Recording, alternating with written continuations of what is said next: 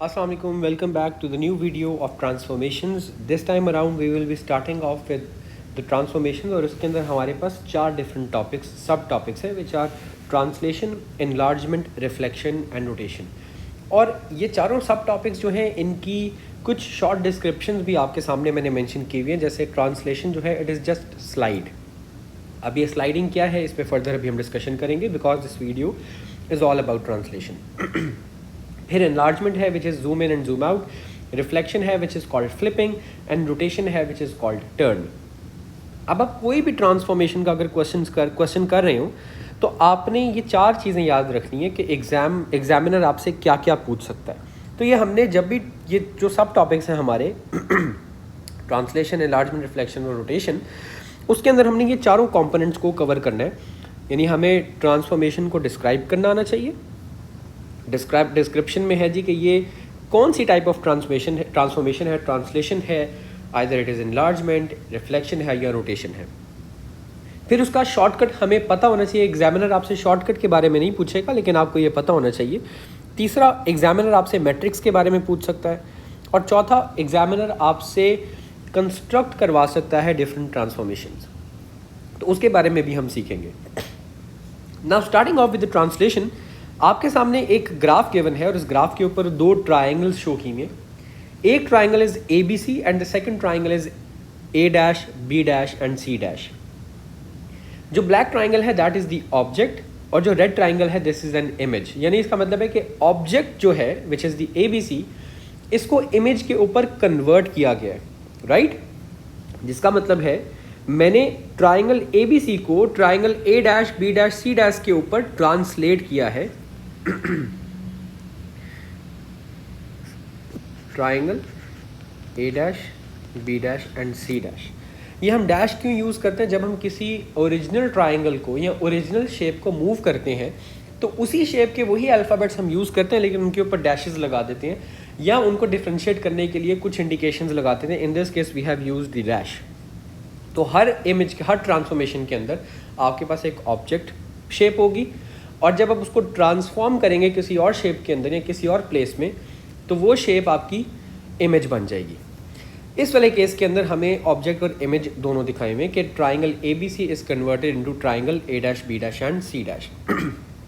अब ट्रांसलेशन की दो टाइप्स हो सकती हैं. पहली टाइप तो ये है कि when an object and image is given to you. अगर आपको क्वेश्चन के अंदर ऑब्जेक्ट और इमेज गिवन है तो दैट इज द टाइप 1. और अगर आपको ऑब्जेक्ट या इमेज दोनों में से कोई एक चीज़ गिवन है and that is type 2 of the translation. फिर उसके बाद फर्दर चीज़ जो हमें पता होनी चाहिए before solving the question, it is the transformation matrix, translation matrix. इस केस के अंदर जो ट्रांसलेशन मैट्रिक्स है उसको हम as a column matrix represent करते हैं which is this. T1 equals X Y. जो ऊपर वाला नंबर है it represents the position of X और जो नीचे वाला नंबर है it represents the position of Y. अब अगर आपके पास जो एक्स एक्सिस है you can only move right and left on the X axis. अगर एक्स की वैल्यू पॉजिटिव होगी it means you are moving towards right और अगर एक्स की वैल्यू नेगेटिव होगी इसका मतलब है you are moving towards the left of your graph. इसी तरह अगर वाई की वैल्यू पॉजिटिव होगी तो you can say that you are moving upwards. Similarly अगर आपके पास y की वैल्यू नेगेटिव होगी then it will be counted as moving downwards. In other words, downwards move करने के लिए y की जगह नेगेटिव यूज़ करते हैं, अपवर्ड्स मूव करने के लिए y पॉजिटिव हो जाता है, राइट मूव करने के लिए x पॉजिटिव होता है, लेफ्ट मूव करने के लिए x इज नेगेटिव. तो ये भी हमारे पास एक फॉर्मूला है, एक छोटी सी टेक्निक है जिसको हम यूज़ करके ट्रांसलेशन मैट्रिक्स फाइंड कर सकते हैं. अदर थिंग इज़ कि हम ये वाला फॉर्मूला यूज़ करके ट्रांसलेशन मैट्रिक्स जो है या तो ये फाइंड कर सकते हैं, in this case it is T1. या फिर अगर ये टाइप 2 अगर कोई क्वेश्चन हो जिसमें हमें सिर्फ ऑब्जेक्ट गिवन है तो हम और ट्रांसलेशन मैट्रिक्स गिवन है तो हम इमेज आराम से फाइंड कर सकते हैं by adding the object and the translation matrix. इन दोनों चीज़ों को हम डिफरेंट क्वेश्चंस के अंदर यूज़ करेंगे. पहला क्वेश्चन है triangle A B C is mapped on to triangle A dash, B dash and C dash which is the image point with translation vector T1. Find T1. अब देखें ये type 1 question है, this is the type 1 question. Type 1 question के अंदर हमें object भी given है और इमेज भी गिवन है which is shown in the graph upwards. अब आपने ऐसा ट्रांसलेशन मैट्रिक्स फाइंड करना है जो इस ऑब्जेक्ट को इमेज के ऊपर ट्रांसलेट कर दे। अब ट्रांसलेशन होती क्या, स्लाइडिंग होती है। स्लाइडिंग का क्या मतलब है, ये आपने ए वाला पॉइंट इस पॉइंट से उठाया और इधर से उठा के आपने सीधा ए डैश और ए डैश पे जाके कन्वर्ट कर दिया। अब पॉइंट ए को ए डैश पे जाने के लिए कितने स्टेप्स राइट लेफ्ट या अप डाउन मूव करना पड़ा। सिमिलरली पॉइंट सी को सी डैश पे जाने के लिए कितने स्टेप्स राइट या अपवर्ड्स मूव करना पड़ा। अगर आप ये आइडेंटिफाई कर लें तो this is your translation matrix, right. तो let's do it for all the points. हर पॉइंट का ट्रांसलेशन मैट्रिक्स सेम होता है। इन दिस केस अगर मुझे पॉइंट ए से पॉइंट ए डैश पे मूव करना है तो मुझे देखें क्या करना है, मुझे 1 2 3 मुझे 3 स्टेप्स राइट पे जाना है और 1 2 3 स्टेप्स ही अपवर्ड्स जाना है। यानी for me to move from A to A dash मुझे 3 स्टेप्स राइट मूव करने हैं और 3 स्टेप्स ही अपवर्ड मूव करने हैं। इस इन दिस केस इसका मतलब मेरे पास T1 की जो वैल्यू है इट इज +3 एंड +3। ऊपर वाली वैल्यू x की x एक्सिस को रिप्रेजेंट करती है और नीचे वाली वैल्यू y एक्सिस को रिप्रेजेंट करती है। ये देखिएगा यहाँ पे मैंने आपको क्लियरली बताया था कि अगर आपने राइट हैंड साइड मूव करना है तो x की वैल्यू पॉजिटिव होगी और अगर y अप साइड मूव करेगा तो आपकी y की वैल्यू बिकम्स पॉजिटिव। क्या हम एक ही पॉइंट से आइडेंटिफाई कर सकते हैं कि ट्रांसलेशन वेक्टर क्या है? Yes we can do that, लेकिन इसको वेरीफाई भी कर लेते हैं। अब c को c डैश पे ले जाने के लिए first I need to move right 1 2 3 steps right और 1 2 3 और 3 स्टेप्स ही मुझे अपवर्ड्स मूव करना है। यहां से मुझे कंफर्म हो गया कि ट्रांसलेशन वेक्टर यही है। इसी तरह let's do it with point B as well. Point B को बी डैश पे ले जाने के लिए 1 2 3 स्टेप्स मूविंग टूवर्ड्स राइट और 1 2 3 we are moving 3 steps upwards. तो हर पॉइंट को उसकी हर ऑब्जेक्ट पॉइंट को उसकी इमेज पॉइंट पे ले जाने के लिए I have used the translation vector +3 and +3, +3 towards right and +3 towards up. तो यहाँ पे मेरे पास T1 की वैल्यू जो आ गई वो आ गई +3 एंड +3। ये तो हमने जो एक तरीका 1 था उससे हमने फाइंड कर लिया ट्रांसलेशन वेक्टर। ये कब होता है? ये टाइप 1 के क्वेश्चंस के अंदर होता है जब हमें ऑब्जेक्ट और इमेज दोनों गिवन हो। अब ये जो दूसरा फॉर्मूला है object plus T1 equals image, हम इसको यूज करके भी हम T1 या ट्रांसलेशन वेक्टर जो है वो फाइंड कर सकते हैं। Let's do it. तो formula is object plus T1 equals image.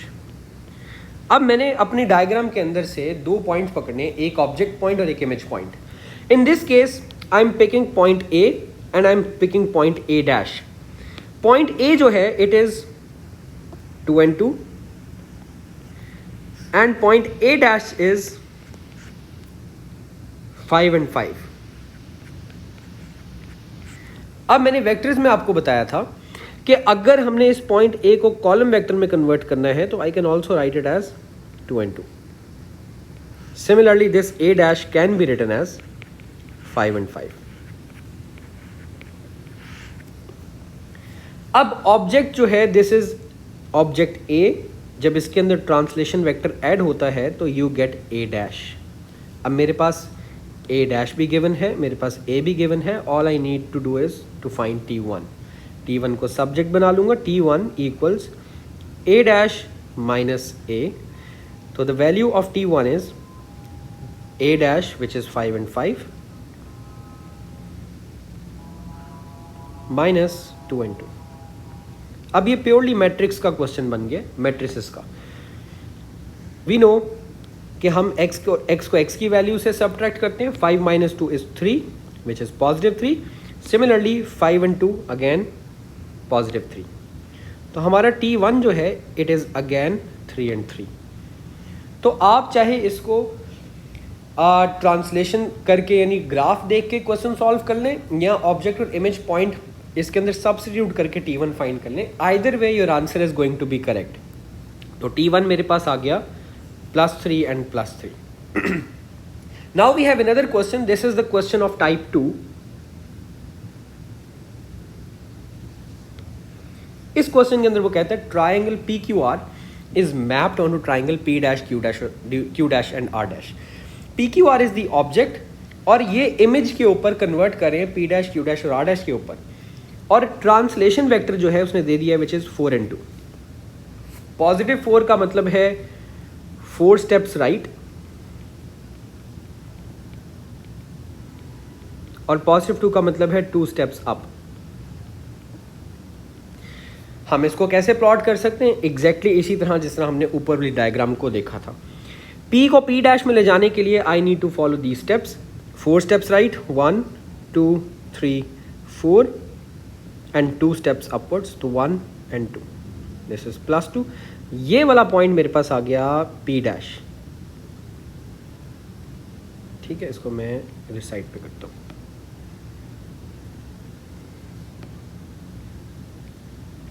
Similarly, I have to follow the same rules for point Q, which is 4 steps towards right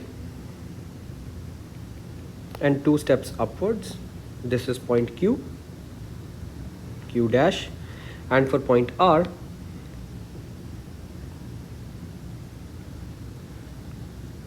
this is point R dash.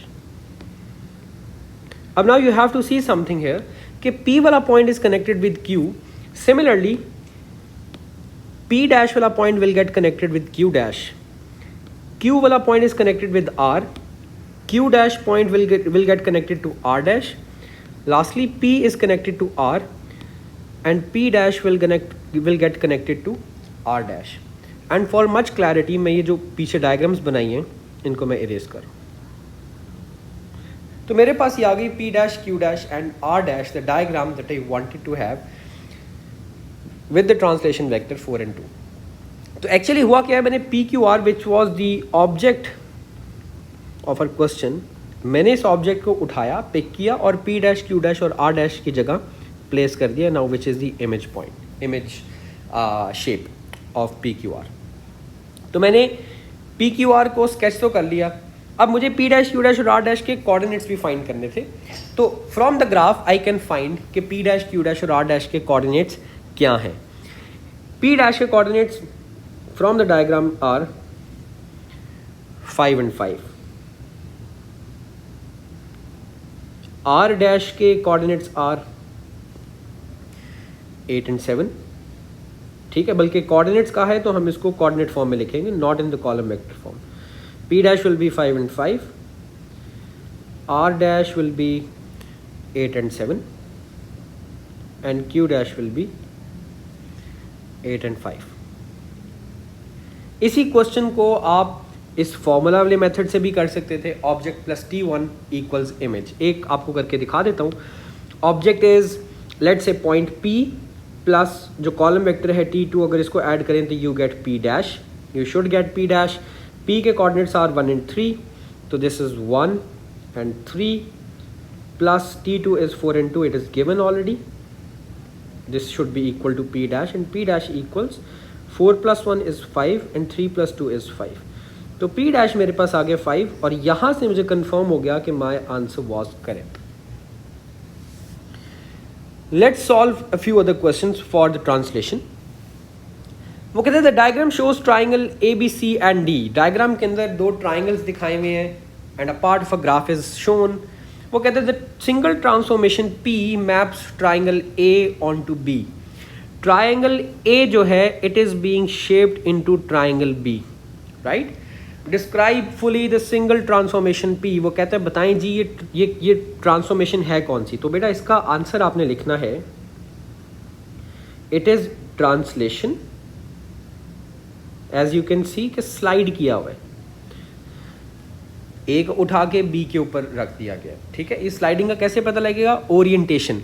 बेटा यहाँ पे हमारे पास triangle की जो shape है ए और B दोनों की सेम है, राइट। अगर बी की शेप थोड़ी सी टेढ़ी हो जाती, अगर लेट से वो बी को यूं बना देता या थोड़ा और टेढ़ा कर देता, इस तरह कर देता, तो इसका मतलब है कि बी की orientation, B is the same shape अभी भी, लेकिन बी को उसने चेंज कर दिया, बी की orientation, the way the perspective of seeing the B is changed now.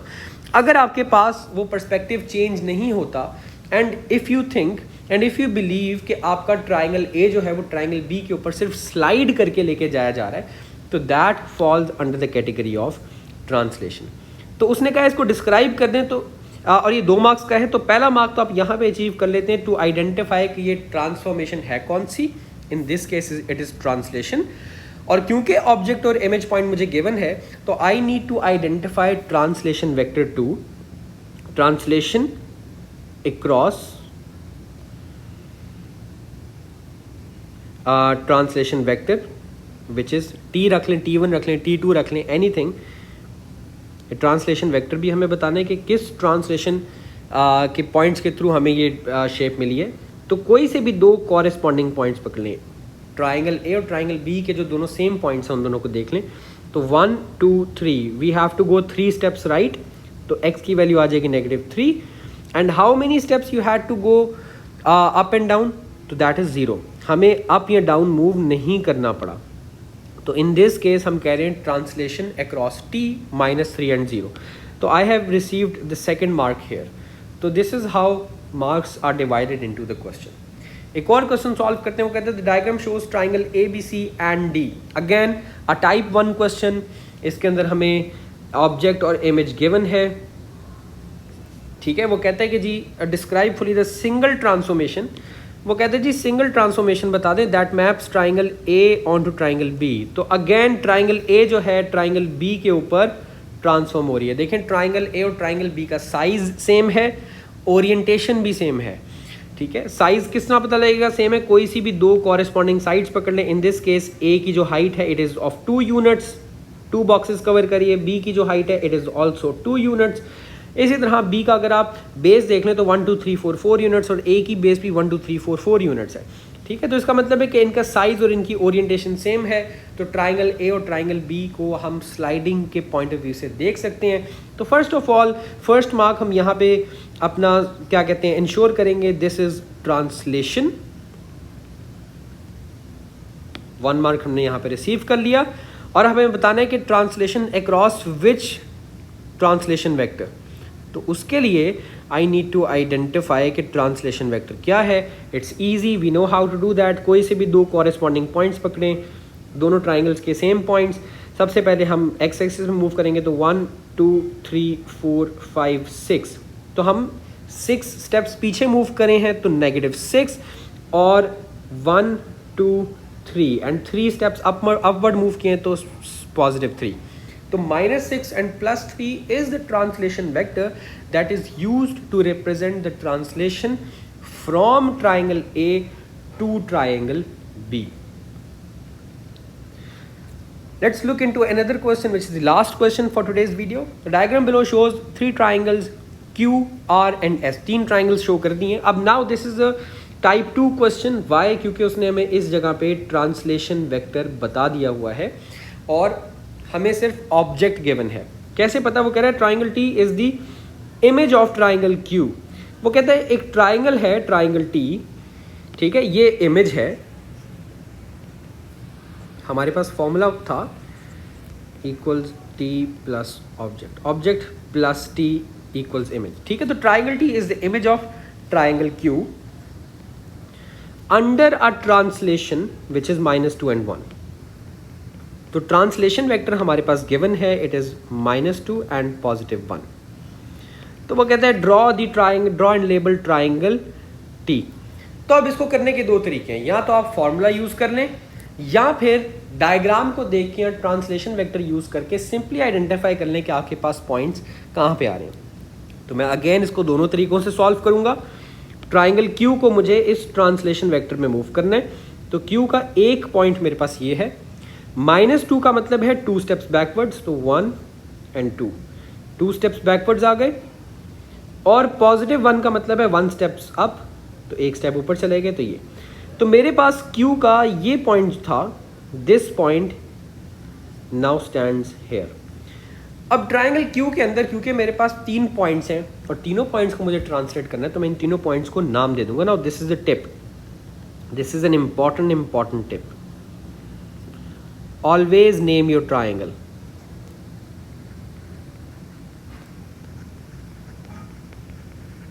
Vertices of your triangle,